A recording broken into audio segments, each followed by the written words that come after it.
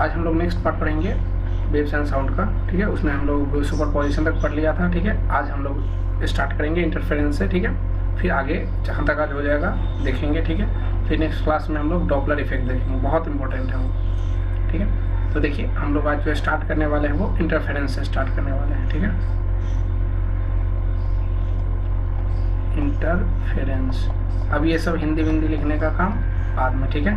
अभी नहीं लिखूंगा, अब बात को समझिए, और ज़्यादा लिखाऊंगा भी नहीं, ठीक है। देखिए इंटरफेरेंस ये क्या होता है, जब दो, ठीक है, दो वेव्स को सेम फ्रीक्वेंसी वाला होना चाहिए, ठीक है। जब सेम मीडियम में और सेम डायरेक्शन में जाता है ना, तो उसका सुपरपोजिशन के कारण उसमें ना कहीं मैक्सिमम फ्रीक्वेंसी आता है, कभी मिनिमम फ्रीक्वेंसी आता है। उसी चीज़ को इंटरफेरेंस के बेसिस मतलब मदद से हम लोग देखते हैं, ठीक है। तो देखिए एकदम शॉर्ट में यदि लिखा जाए तो डेफिनेशन, टू वेव्स, ठीक है, of same frequency, frequency same है उसका, ठीक है, same frequency, travel in a medium, कोई भी एक मीडियम है, इन सेम डायरेक्शन, ठीक है, डायरेक्शन भी सेम होना चाहिए, ठीक है। देन ड्यू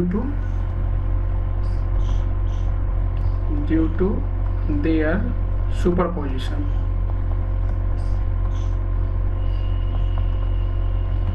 ठीक है, रिजल्टेंट इंटेंसिटी जो होगा कहीं मैक्सिमम होगा कहीं मिनिमम होगा, ठीक है।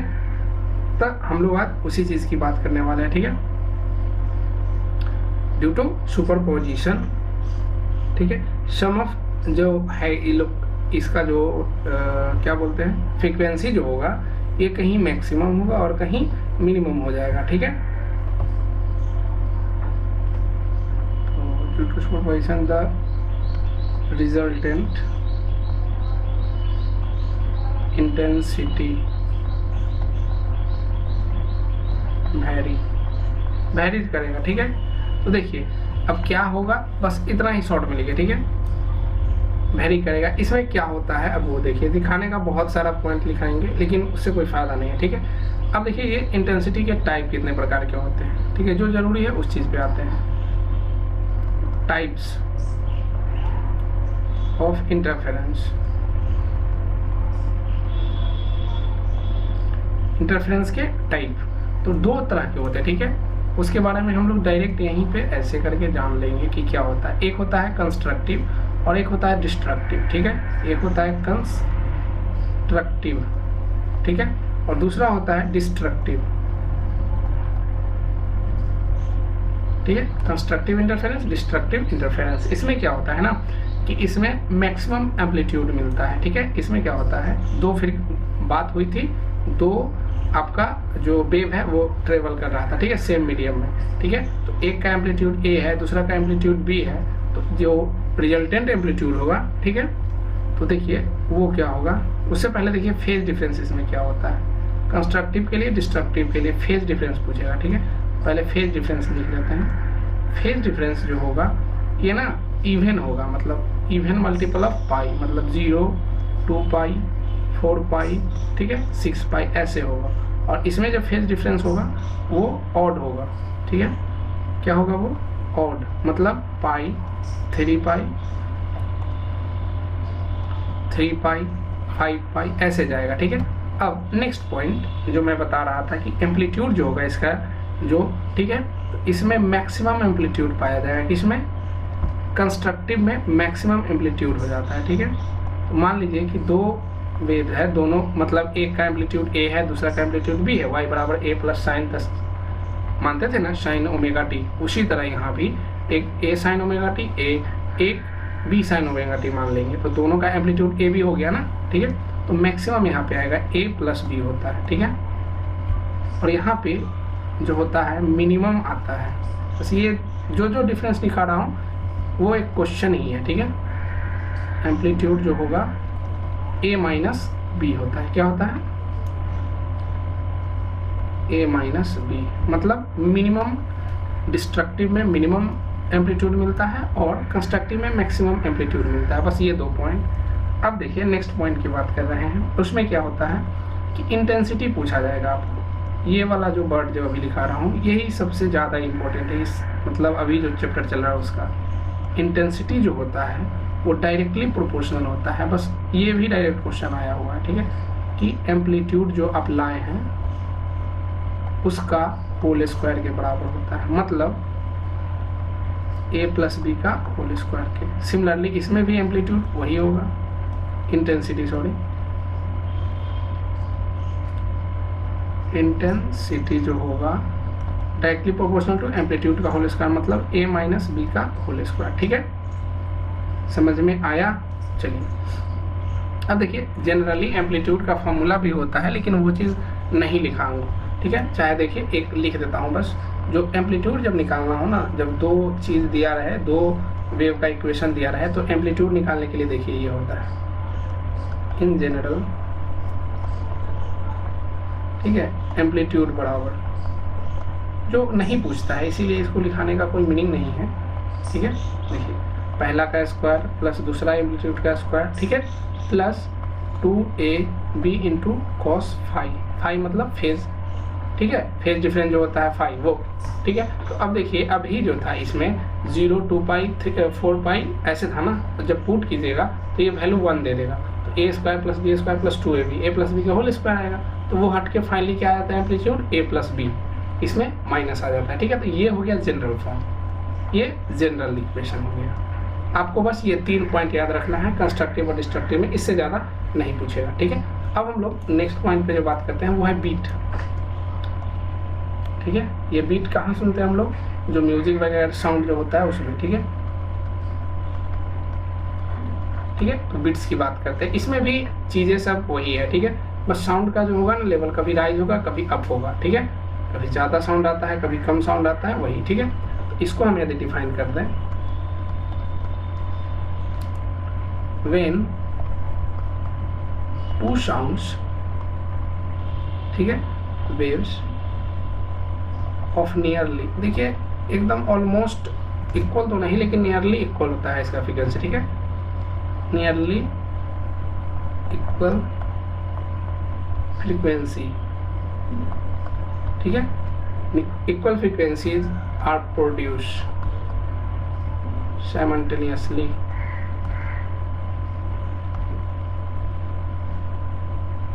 साइमल्टेनियसली मतलब आपको पता होना चाहिए क्या होता है, एक साथ, ठीक है, क्या होता है साइमल्टेनियसली मतलब एक साथ प्रोड्यूस किया गया, ठीक है।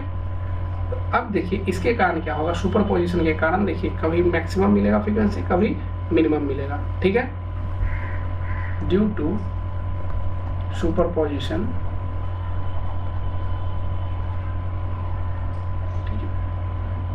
राइज एंड फॉल, ठीक है, rise and fall intensity of sound is known as beats, ठीक है, एकदम शॉर्ट में मैं लिखाया हूँ, ठीक है, कि दो साउंड वेव को इक्वल फ्रीक्वेंसी से यदि साइमल्टेनियसली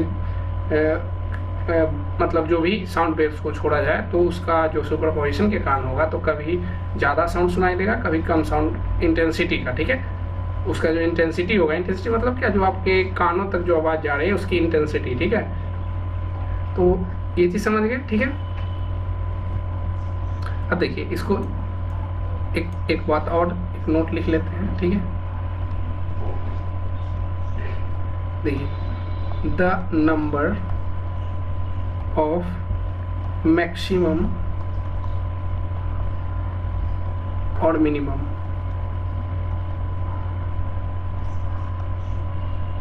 हर्ट मतलब सुनना, ठीक है, in 1 second is called beats frequency, ठीक है। बीट्स फ्रीक्वेंसी क्या हुआ वो चीज़ समझे, द नंबर ऑफ मैक्सिमम और मिनिमम हर्ड इन 1 सेकेंड, ठीक है, 1 सेकेंड में कितना आप या तो मैक्सिमम बार या मिनिमम बार सुन लिए उसी को हम बीट फ्रीक्वेंसी बोलते हैं, गॉट इट। तो हमारा ईयर जो है वो लगातार दो मतलब जो परसिस्टेंट कोई भी चीज़ को कितना सेकेंड तक अपने कान रख सकता है, तो आपको पता होगा कि 0.1 सेकेंड तक, ठीक है। ये होता है ना।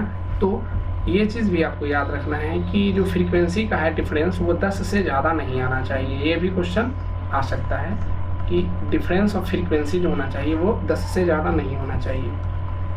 द डिफरेंस ऑफ फ्रीक्वेंसीज, ठीक है,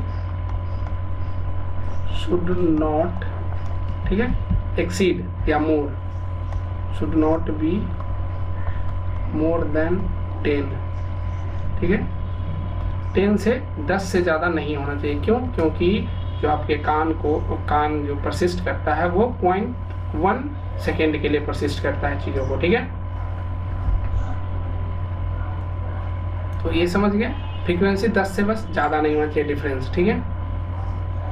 तो चलिए अब हम कुछ बातें कर लेते हैं। एम्पलीट्यूड वगैरह फिर से आप समझ गए, जब मैक्सिमम होगा तो उसका इंटेंसिटी क्या होगा, एम्पलीट्यूड का होल स्क्वायर, ठीक है। वो चीज़ नहीं बता रहे हैं हम, ठीक है। अब हम डायरेक्ट बात करते हैं आपको स्टेशनरी वेव्स की, ठीक है। स्टेशनरी वेव, स्टेशनरी वेव्स, और स्टैंडिंग भी लिख देते हैं, रुका हुआ स्टैंडिंग वेव्स। इसमें जो जो ज़रूरत वाला पॉइंट है बस उसी की बात करेंगे, ठीक है। अब देखिए इसमें क्या हो रहा है ना, कोई भी एक बंद, मतलब आप एक बाउंडेड मीडियम लीजिए, उसमें ना दो फ्रीक्वेंसी की दो तरफ से चलाइए। मतलब क्या, एक ये एरिया यदि हम ले लिए, ठीक है, एक बाउंडेड रीजन है, तो इसमें दो फ्रीक्वेंसी को हम चला रहे हैं, ठीक है। एक यहाँ से फ्रीक्वेंसी कोई जा रही है, ठीक है, और एक इधर से आ रही है, ठीक है, इसी पे आ रही है, ठीक है। मान लो कि यहीं पे एक और फ्रीक्वेंसी इधर से आ रही है, ठीक है। तो ये दोनों के, ठीक है, ये दोनों प्रोपगेट कर रहे हैं ना, ठीक है, एक मतलब सेम मीडियम में, लेकिन डायरेक्शन क्या हो रहा है, अपोजिट हो रहा है, ठीक है। तो इन दोनों के सुपरपोजिशन के कारण जो होगा ना, आपको फिर से एक नया फ्रीक्वेंसी, मतलब नया एक वेव जनरेट हो जाएगा, ठीक है। तो उसको हम उसके बारे में जो हम डिटेल पढ़ेंगे उसी को हम स्टैंडिंग वेव कहते हैं, ठीक है। जिसमें आप नोड वगैरह जो एंटी नोड पढ़ते हैं, बस वही चीज़ अभी पढ़ने वाले हैं, ठीक है। तो देखिए इसको थोड़ा सा डिफाइन कर देते हैं। When two similar, when two similar waves propagate in a medium in opposite direction, direction कैसा है, दिशा इसका अपोजिट, ठीक है। Then due to their superposition,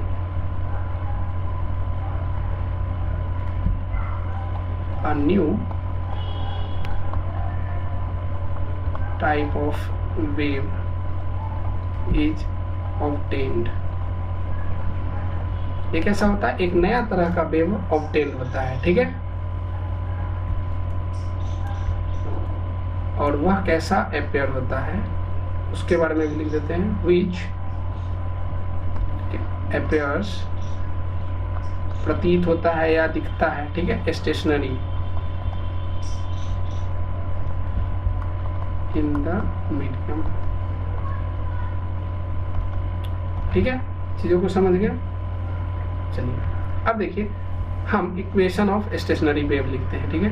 तो आप इसको याद रखेंगे, इक्वेशन ऑफ स्टेशनरी वेव, ठीक है। स्टेशनरी वेव का इक्वेशन हम लिख रहे हैं, y बराबर 2a इंटू साइन, ठीक है, ओमेगा टी लिखिए या 2π/, ठीक है, t इंटू कैपिटल टी, ये टाइम पीरियड हो गया, ओमेगा टी लिखिए, ठीक है, या इंटू कॉस 2π/x/λ, ठीक है। ये हो गया आपका स्टेशनरी वेव का एक इक्वेशन, ठीक है। देखिए इसको भी याद रखने की ज़रूरत नहीं है। अब देखिए जो अब बताने जा रहा हूँ नोड और एंटी नोड, उसके बारे में बस आपको याद रखना है, ठीक है।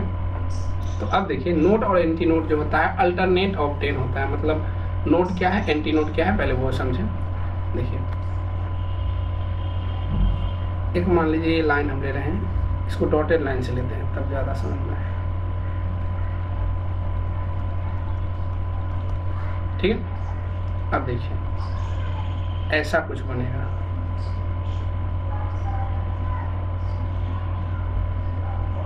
मान लीजिए ऐसे, ठीक है। अब देखिए एक दूसरा जो वेव था, ये तो कुछ ज़्यादा हो गया ना लंबा, लेकिन सबका ये बराबर होता है, ठीक है, ये ठीक है। तो ये जो मिनिमम, जो ये दोनों जो मिनिमम बना रहा है एक दूसरे को जो कट कर रहा है, ऐसे समझिए, वो आपका नोड कहलाता है। ये जो पॉइंट है वो नोड कहलाता है, इसको क्या बोलते हैं, नोड, ठीक है। ये भी हो गया आपका नोड, ये भी हो गया आपका एन, मतलब एन मतलब नोड एन, और ये एन। अब देखिए दो नोड के बीच में ना, ये आपको याद रखना है, दो नोड के बीच में एक एंटी नोड बनता है। ये क्या बनता है, एक एंटी नोड, इसको क्या बोलते हैं, एंटी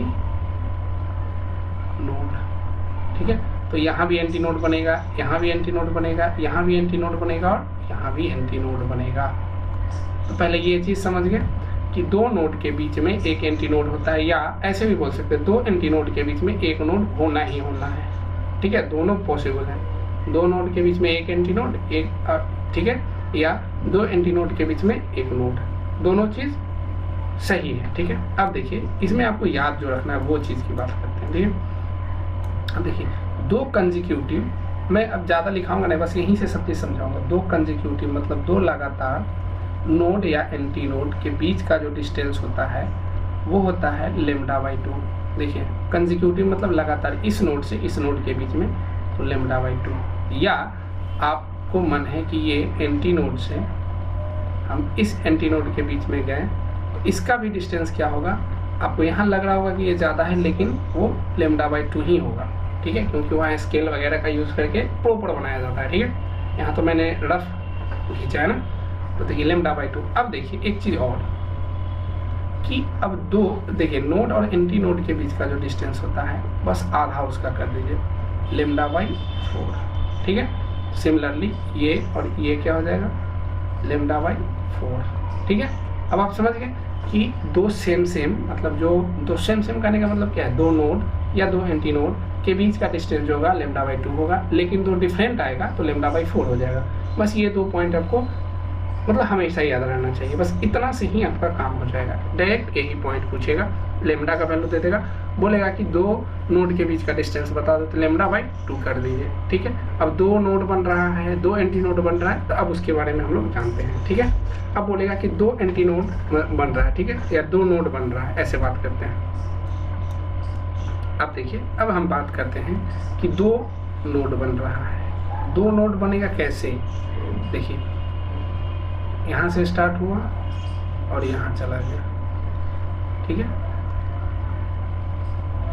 ये हुआ और यहाँ गया। अब देखिए यहाँ पे देखिएगा कितना नोड है, एक यहाँ पे नोड हुआ और एक यहाँ पे नोड हुआ, तो कितना नोड हुआ, दो नोड हुआ, कितना हुआ, दो नोड हुआ। अब इस नोड के बीच का डिस्टेंस मैंने क्या बोला, इस नोड के बीच का डिस्टेंस मैंने बोला कि λ/2 होगा। लेकिन मान लीजिए कि आपको दे देगा 50 नोड, तो आप ऐसे तो करते नहीं चलोगे ना, ठीक है, ऐसे तो आप लेमडा नहीं ना जोड़ोगे, डायरेक्ट आप फॉर्मूला पे याद रखना कि for an node the distance, ठीक है, क्या होगा, एन नोड के बीच का डिस्टेंस क्या होगा, ठीक है। दो नोड के बीच का डिस्टेंस λ/2, उसी तरह एन नोड रहेगा तो उसके बीच का डिस्टेंस क्या होगा, वो नोट पॉइंट में मैं लिख दे रहा हूँ,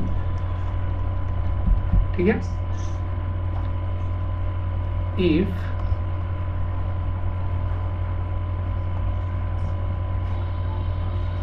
n consecutive nodes, ठीक है, then distance, ठीक है, डिस्टेंस क्या होगा, ऐसे याद रखिएगा, n-1 इंटू λ/2। ये देखिए अब वैलिड है कि नहीं वो देख लेते हैं। देखिए n एक रखेंगे तो एक ही नोड रहेगा तो डिस्टेंस आएगा ही नहीं, तो ये तो 0 हो जाएगा, सही है। अब दो नोड है ना, यहाँ पे ये दो नोड है, तो दो पुट कीजिए, 2 - 1 1, इंटू लेमडा बाई टू, मतलब लेमडा बाई टू, ये सही हो गया।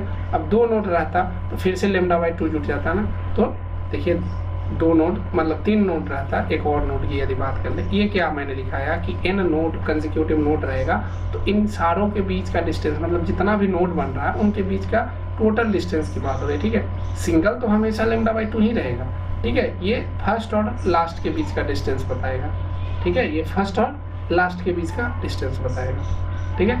इतना समझ गए। देख लीजिए एक और, मैं जैसे इसको ऐसे समझा देता हूँ कि मान लो कि कहीं ना 3 नोड बन रहा है, कितना नोड बन रहा है 3,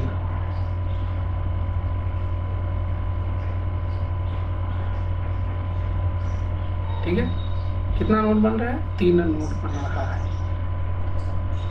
2 और ये हो गया आपका 3, तो ये n1, ये n2 और ये n3। एक बहुत इंटरेस्टिंग चीज़ देखोगे कि जितना नोड बन रहा है ना उससे एक कम nt नोड बन रहा है, n1 और n2, ठीक है। या जितना ठीक है, ऐसे भी देख सकते हो, जितना nt नोड बन रहा है, ठीक है, उससे एक ज़्यादा भी बन रहा है ना, कभी कभी इससे एक कम भी बन सकता है, मतलब हमेशा ना दोनों बराबर नहीं हो सकता, मतलब जितना नंबर ऑफ नोड उतना नंबर ऑफ nt नोड नहीं हो सकता, ठीक है। या तो एक कम होगा या तो एक ज़्यादा होगा, ठीक है। बस इतना याद रखिए। अब देखिए, अब जैसे आपको ये 2, देखिए 3 नोड बन रहा है, अब बोलेगा कि डिस्टेंस बता दो, ठीक है, किसके किसके बीच का, फर्स्ट और लास्ट के बीच का टोटल डिस्टेंस पूछेगा, ठीक है, ये वाला, क्योंकि 2 के पूछेगा तो हमेशा पता ही है कितना होता है लेमडा बाई टू। अब देखो आप ऐसे जोड़ सकते हो कि ये लेमडा बाई टू हो गया, ये भी लेमडा बाई टू हो गया, तो टोटल यहाँ से यहाँ तक क्या हो गया, लेमडा हो गया। आपका फॉर्मूला भी तो यही बता रहा था, कितना नोड है 3 नोड है। अब देखो यहाँ 3 पुट करो, 3 माइनस 2, 3 माइनस 1, 2 हो गया, तो 2 से 2 कट गया तो लेमडा ही बचा ना, ठीक है। चलिए इतना समझ गया, तो आगे बात करते हैं। इसमें कुछ समझाने वाली बात ही नहीं, जो है वो फैक्ट है, ठीक है, इसमें फैक्चुअल बात है, इसमें रट्टा मारना है बस, ठीक है। अब देखो वाइब्रेशन बात करते हैं, वाइब्रेशंस इन अ स्ट्रेच्ड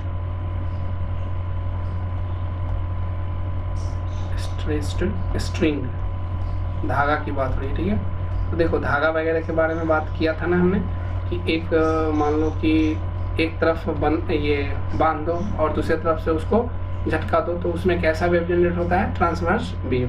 तो पहले तो वो याद रहना चाहिए, ठीक है, तो वो चीज़ लिख देता हूँ,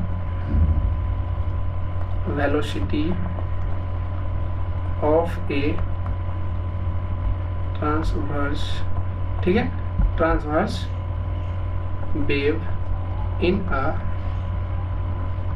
स्ट्रेच्ड, स्ट्रेच मतलब क्या, खींचना होगा, ठीक है, स्ट्रिंग, धागा की बात हो रही है, ठीक है। तो देखिए उसमें क्या होता है, इसके बारे में थोड़ा थोड़ा चीज़ें समझिए, ठीक है। पहले तो ये याद रखना चाहिए कि धागा में कौन सा वेव होगा, ट्रांसवर्स वेव होगा, ठीक है। ये सब क्वेश्चन डायरेक्ट आते हैं, इसलिए बोल रहा हूँ। अब देखो कि मान लेते हैं कि ये देखो यहाँ और यहाँ 2 नोड बन रहा है, तो 2 नोड बना तो कुछ ऐसा बनेगा दिस, और यहाँ से ऐसा बनेगा, ये कुछ बन नहीं पाया,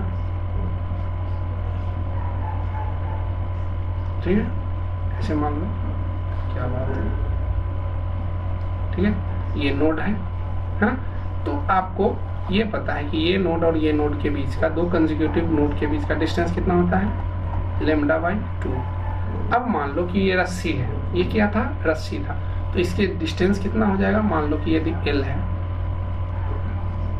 ये डिस्टेंस L है, ठीक है, जब स्ट्रेट है तब, ऐसा नहीं कि ये वाला पार्ट मैं बोल रहा हूँ, इसका भी डिस्टेंस वही होगा, लेकिन मैं ये स्ट्रेट पाथ की बात कर रहा हूँ। तो देखो यदि हमको जहाँ यूज करना पड़ेगा तो हम ये लिख सकते हैं ना, अभी एक नोड बन रहा है तब, अब मान लो कि 2-3, अब ज़्यादा जोर से रस्सी को हिलाओगे तो बहुत सारा नोड बनेगा, ठीक है।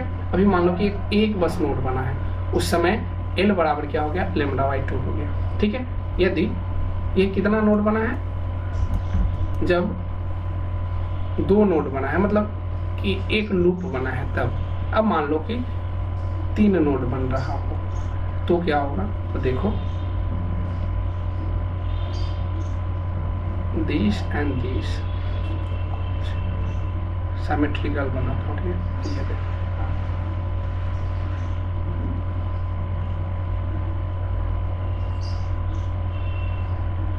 ठीक है। अब देखो यहाँ नोड, फर्स्ट यहाँ नोड आ गया, फिर यहाँ भी नोड बन गया और यहाँ भी नोड बन गया, ठीक है।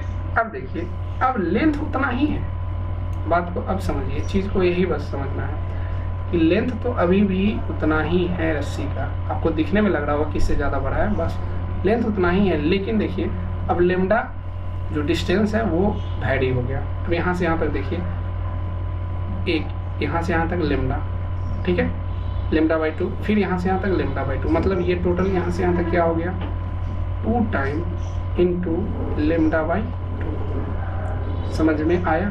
इसी तरह मान लो कि 4 नोड बनता तो वहाँ पे फिर अलग हो जाता ना, तो चेंज है, लेंथ उतना ही है, बस ये नोड देखो नंबर ऑफ नोड्स चेंज हो रहे हैं। तो देखो इसमें जो देखो कि रस्सी में कुछ ना कुछ तो टेंशन होगा ना, तो हमेशा याद रखना कि वेलोसिटी जो होता है ना वो T tension by mass per unit length, ये से पूछता नहीं है मतलब, लेकिन आपको याद रहना जरूरी है। देखिए वेलोसिटी जो है, जो ट्रांसवर्स वेव जो ये जा रही है ऐसे ऐसे वेव, उसका वेलोसिटी क्या होगा, उसमें टेंशन, रस्सी में जितना टेंशन दिए हो, T मतलब टेंशन, ठीक है, और मास, ये total mass per unit length, ये क्या होता है, मास पर यूनिट लेंथ होता है, ठीक है। तो वो वैल्यू पुट करना है वेलोसिटी के जगह पे, ठीक है। इतना समझ में आया। तो देखिए एक चीज़ हम और यहाँ से करते हैं, क्या करते हैं देखिए,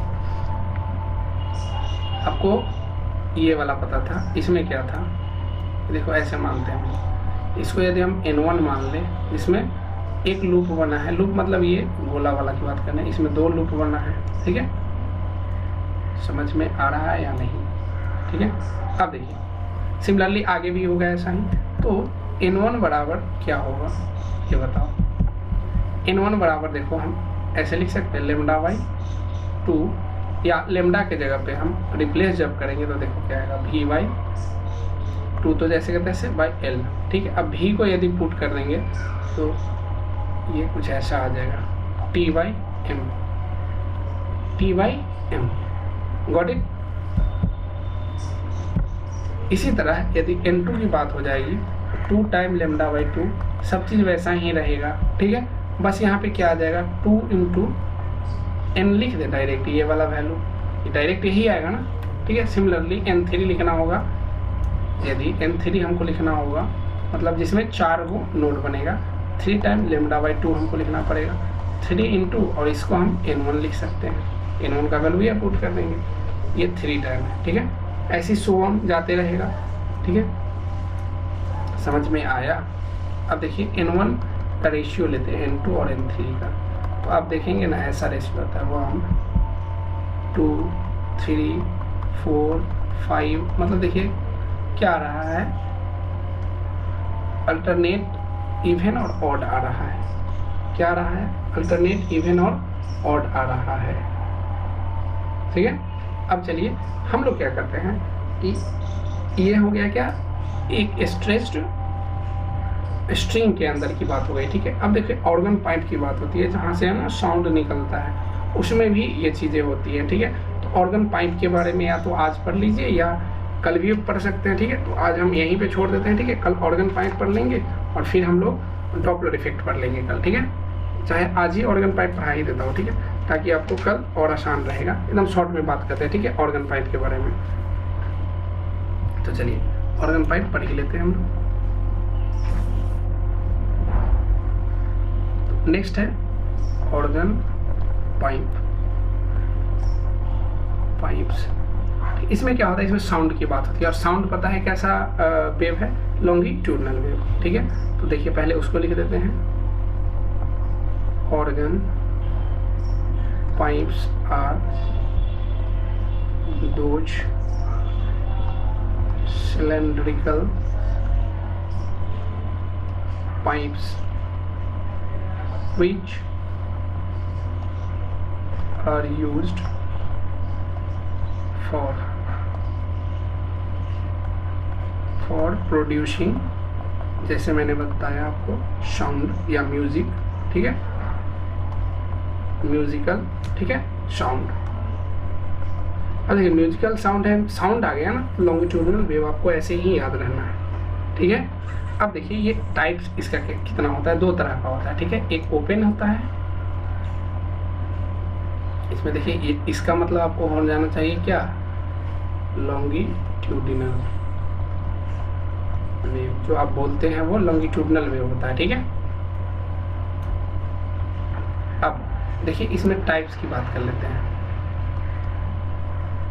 टाइप्स ऑफ ऑर्गन पाइप्स। हम शॉर्ट में आज बात कर रहे हैं, ठीक है, ज़्यादा डिटेल अभी आपको पढ़ने की ज़रूरत नहीं है, ठीक है। देखो 2 तरह के एक होते हैं, एक होता है ओपन, ठीक है, ऑर्गन पाइप, और दूसरा होता है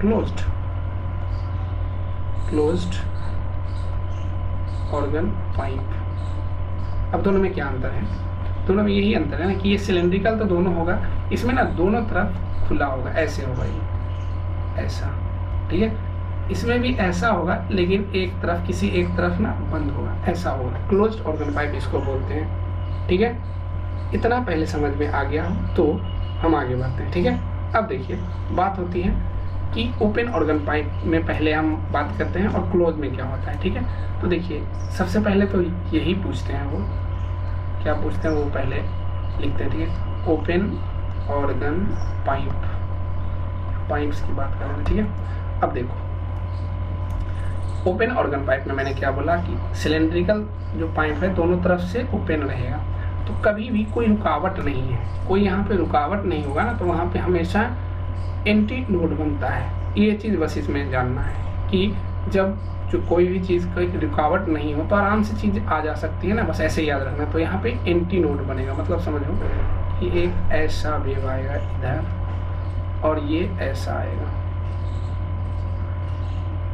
मतलब देखो कि यहाँ एंटी नोड बना, ठीक है, और यहाँ भी एंटी नोड बना। क्यों? क्योंकि दोनों तरफ खाली है, मतलब दोनों तरफ फ्री है, ऐसे बोलो फ्री है। अब देखो दो एंटी नोड या नोड के बीच में एक तो डिफरेंट वाला आना चाहिए, तो यहाँ देखो ये जो आएगा ये आएगा नोड।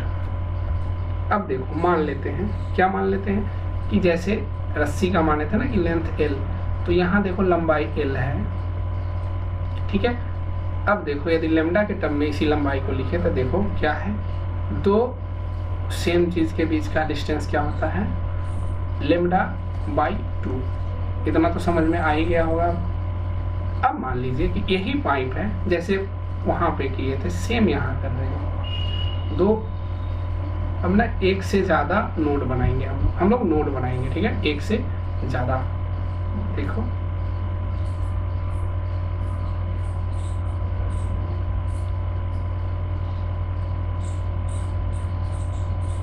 ऐसे बात करते, ठीक है।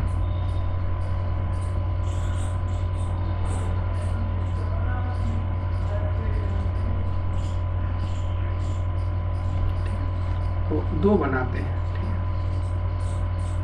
यहीं तक रखते हैं। चलिए तब आप समझ पाएंगे ना कुछ चीज़, ठीक है। अब देखो ये हो गया आपका, ये हो गया आपका एंटी नोड, ये यहाँ भी होगा एंटी नोड और यहाँ भी होगा एंटी नोड, ठीक है। अब दो एंटी नोड या नोड के बीच एक अपोनेंट रहता है, मतलब यहाँ नोड होगा और यहाँ नोड होगा। इतना समझ में आया, नोड कहाँ होगा, एंटी नोड कहाँ होगा। अब यदि डिस्टेंस पूछ दे कोई तो देखो अब यहाँ से यहाँ के बीच में कितना डिस्टेंस है, 2 टाइम इंटू लेमडा बाई 2। अब आप लोग समझदार हो गए हो, ये कैसे लिखा मैं आप समझ गए हो। ऐसे ही थर्ड में हम लिखेंगे तो उसमें भी आएगा कुछ, ठीक है। तो मैं डायरेक्ट यहाँ पे बना देता हूँ थर्ड, क्योंकि यहाँ पे समझना ज़रूरी है, ठीक है।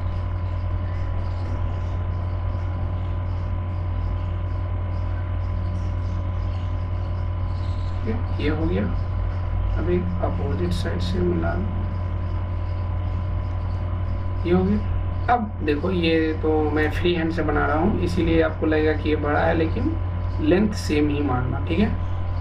माना कि बस ये लेंथ क्या है, L ही है, यहाँ से यहाँ तक का डिस्टेंस, ठीक है। और यदि ये लेमडा के फॉर्म में लिखे तो देखो 1 एंटी नोड, 2 और ये 4 एंटी नोड 4 हो गया। लेकिन नोड कितना बन रहा है ये देखो कितना बन रहा है बताओ, 1 2 और 3, ठीक है। चलिए अब देखो यहाँ पे डिस्टेंस की यदि बात कर ले हम लोग, देखो ये एंटी नोड है, ये एंटी नोड है, ये एंटी नोड है और ये एंटी नोड है। तो यहाँ से यहाँ तक λ/2, यहाँ से यहाँ तक λ/2, यहाँ से यहाँ तक λ/2, मतलब 3 λ/2 डिस्टेंस आ जाएगा यहाँ से यहाँ तक, ठीक है। अब यहाँ से देखो एक कंपेरिजन निकलेगा, ठीक है। अब क्या कंपेरिजन निकलेगा उस पर गौर करना होगा आपको। देखिए ये पहला मान लेते हैं, सिमिलरली उसमें जो माने थे कि ये N1 फ्रीक्वेंसी वाला है, ये N2 फ्रीक्वेंसी वाला है, ये N3 फ्रीक्वेंसी वाला है, ठीक है। तो देखो N1 बराबर तो आराम से आप लिख सकते हो क्या, λ/2, और इसको जब रिप्लेस कर देंगे वेलोसिटी से तो 2/n v/2l, ठीक है। सिमिलरली N2 बराबर क्या लिखेंगे 2 टाइम इंटू λ/2, इसको क्या लिख सकते हैं हम लोग 2N1। इसी तरह N3 को लिख सकते हैं 3 इंटू λ/2, मतलब 3N2। तो इसमें और देखिए स्ट्रेच्ड जो स्ट्रिंग था उसमें दोनों में सेम ही चीज़ आता है, रेशियो जो होता है फ्रीक्वेंसी का N1 N2 N3 जो होता है देखो क्या आ रहा है 1:2:3:4:5। अल्टरनेट देखिए पहले आता है ऑड फिर even odd even odd even, है ना नंबर। अब देखिए इससे क्या कंक्लूजन निकलेगी वो देखिए, इसीलिए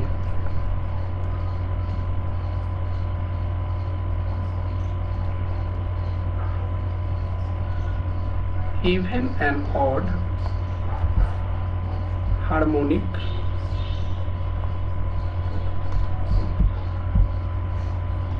are produced by an open organ pipe। देखिए एक ओपन ऑर्गन पाइप से कैसा हार्मोनिक जो होता है वो प्रोड्यूस होता है ऑड एंड इवन कंटिन्यूअसली, ठीक है। इसी तरह यदि हम बात कर ले क्लोज्ड की तो देखिए क्या होगा,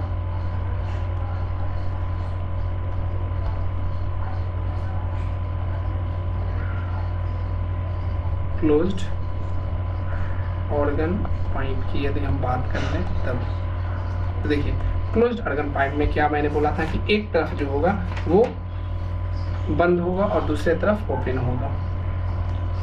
एक तरफ ये कुछ ज़्यादा ही अजीब सा बन गया, एक तरफ बंद होगा एक तरफ ओपन होगा, ठीक है।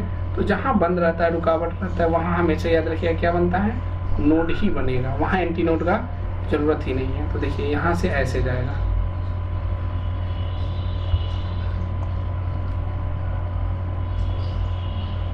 दिस ये देखिए ऐसा कुछ बना, तो एक नोड और एक एंटी नोड बना, यहाँ पे ऐसा ही बना पहले, ठीक है। पहले हम लोग क्यों ऐसे ही बनाए, क्योंकि हमको एक नोड बनाना था, ऑलरेडी यहाँ बन गया था इसीलिए। अब ये डिस्टेंस देखें डिफरेंट वाला है ना, तो λ/4 हो जाएगा, ठीक है।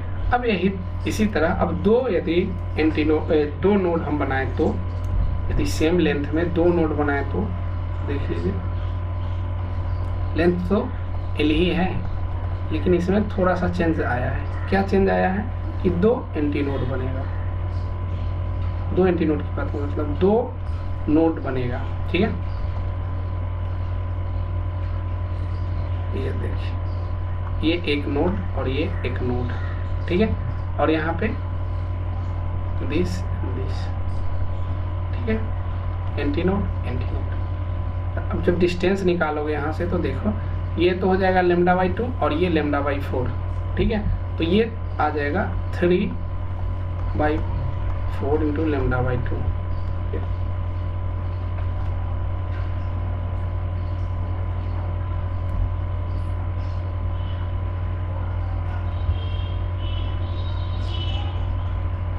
λ/4 3 λ/4 गॉट इट।